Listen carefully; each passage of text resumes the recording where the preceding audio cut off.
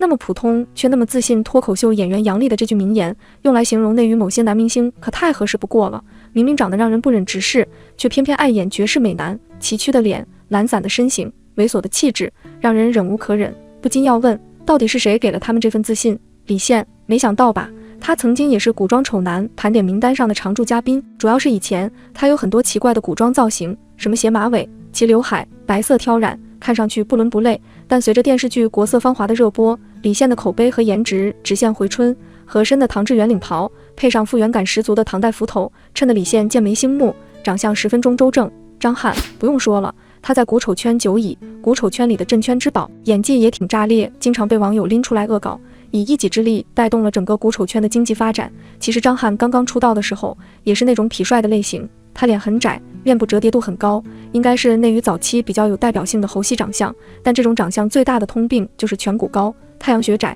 梳背头能很好弥补这个缺点，就会显得人很帅。可一旦换成了古装长发、大光明造型，就会显得面部比例很奇怪。最可怕的是，张翰还偏爱邪魅倦狂的浓妆，也难怪会上榜古装丑男了。赵又廷，他在《三生三世十里桃花》扮演天族太子跟女主师傅，书中是这样形容夜华的：一双手长得修长漂亮，一双眼睛长得十分伶俐漂亮，一身肤色偏白，肌理甚是分明，从胸前到腰腹还划了道极深的刀痕，看着很显英气。这样的描写夜华显然是千古的美男子。赵又廷除了性别合适，哪一点合适了？书里描述的夜华皮肤白皙，电视剧里的夜华黑漆漆，当年一经播出，吐槽夜华颜值的声音登上了热搜，和女主的同框，都说她像极了黑山老妖扛聂小倩。虽然吐槽声音不断，架不住人家有演技啊，能让观众看得上头。当年的夜华可是凭一己之力带火了整容式演技，如果不是因为赵又廷整容式演技支撑起这个角色，估计早被网友骂得要死。所以说赵又廷真的不适合演美男子，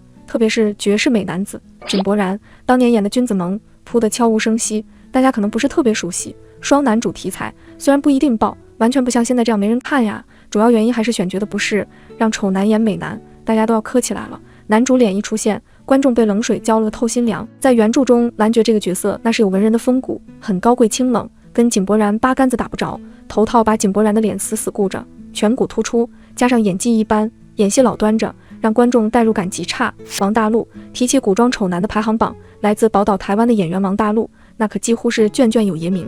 作为台湾偶像剧出道的演员，王大陆的长相是前几年很流行的痞帅风格，但他嘴大，皮肤黑，穿上现代装好看，穿上古装就把短板暴露无遗了。2017年，一部《鲛珠传》直接让王大陆走上古装的不归路，此后的《狼殿下》更是让他稳坐了不少丑男盘点的第一把交椅。不过王大陆好就好在他比较听劝，在被观众提醒古装不好看之后，他就很少再出演古装戏了，算是主动从源头上保护了观众的眼睛。何润东长相和王大陆有异曲同工之妙，他俩都是比较偏欧美审美的厚嘴唇长相，穿上西装和现代装显得很合适，一旦穿上古装就会显得不伦不类。而且何润东因为身材十分魁梧，所以在古装妆造上也经常有很夸张的打扮，什么露肩装、泡面头都是家常便饭，配上他用力过猛的面部表情，怎么看这么吓人？刘宇宁和王大陆、何润东一样，刘宇宁也属于现代装好看、古装不好看的类型。他五官中最具有辨识度的就是他那双细长的小眼睛，这样的眼睛放在现实生活中勉强能算韩系帅哥，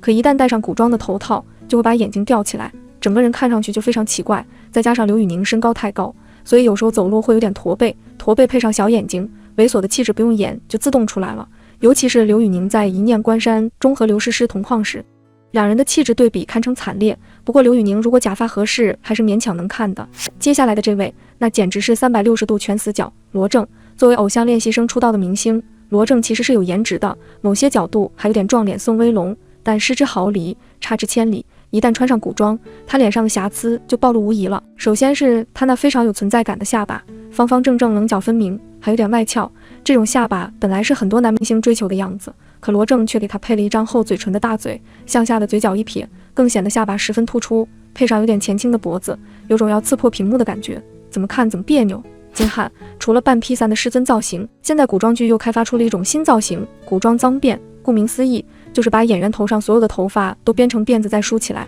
光听这个描述，大家应该也能想象出这种造型有多怪了。偏偏总梳这种发型的男演员本身也没有过硬的颜值实力，就导致这种发型在古装戏中经常翻车。这不，演员金瀚就在这个发型上吃过亏。他出演的电视剧《君90》从头到尾都是这个装扮，打戏也非常粗制滥造，金瀚还要故作帅气摆 pose， 结果薇娅掉的还没沈腾在喜剧电影中好看，看的网友如芒在背，如坐针毡。吴建豪和金瀚一样，他也是古装脏变丑男中的代表人物。吴建豪平时的长相更偏向日系硬汉风，穿西装或者休闲装还是能拍出好看的照片的。可他偏偏要去演古装，一头脏辫直接把他的国籍都差点换了，越看越像非洲朋友，笑起来的样子更是猥琐中透着惊悚。电视剧一播出就遭到了网友的群嘲。王文华同样被群嘲的还有电视剧《重耳传奇》中的演员王文华。要论奇葩，他在剧中的发型和装扮和古装脏辫不相上下。只见他头顶顶着一撮齐刘海，应该是想模仿《还珠格格》李紫薇、小燕子的空气刘海吧。可这种发型一般都是女演员或者小演员才梳的，男演员梳上总觉得不伦不类，奇奇怪怪。而且王文华的脸型也比较崎岖，从正面看还可以，一旦镜头变换角度，他脸上的沟壑就藏不住了。黄天琪和王文华几乎同一时间爆火，且几乎齐名的古装丑男还有一位，他就是演员黄天琪。黄天琪其实是童星，小时候演戏非常有灵气，但长大之后他的长相却变得尖嘴猴腮了，配上有点突出的嘴和牙，越看越像大猩猩。而且他的眼距也有点宽，整个人看上去不太聪明，笑起来的样子更是憨憨的。可爱是挺可爱的，但要演帅气的世家公子还是不太够格。于晓彤，说到世家小公子，于晓彤扮演的小宝玉曾经是演技和妆造模板。当初《红楼梦》播出的时候，于晓彤的小宝玉甚至一度压过了杨洋扮演的大宝玉的风头。可随着他年纪越来越大，他的颜值也出现了直线下滑。等他再次出现在古装戏里的时候，已经完全换了一副模样，眯眯眼，披头散发，浓重的眼妆，看上去有点女气，阴柔有余而阳刚不足。张一山和于晓彤一样，张一山也是一不小心就长毁了的童星。以前他出演《家有儿女》的时候多有灵气，可长大之后气质就越来越小混混了。演余罪这种现代警匪剧还可以，一旦穿上古装，那简直就是灾难。古装美男讲究的是剑眉星目，面若银盘，张一山却长得又干又瘦，根本撑不起来仙气飘飘的古装，看上去像吃不饱饭的流民或者偷穿大人衣服的小孩，哪里有一点古装美男的样子。杨紫除了这些童星，其实老演员中也有被我们忽略的丑男，比如最近因为综艺《再见爱人》爆火的杨紫，其实也是一直被我们遗忘的古装丑男。他扮演的董永堪称史上最丑，最近在综艺节目上的经典重现更是让观众直呼辣眼睛。可他偏偏还总以为自己魅力四射，各种普信发言，差点落了个晚节不保的下场。当然，除了这些古装丑男，娱乐圈里还有很多惊艳了一个时代的古装美男，焦恩俊、郑少秋、严宽、乔振宇、霍建华、陈晓、朱一龙，他们才是观众喜闻乐见的美男。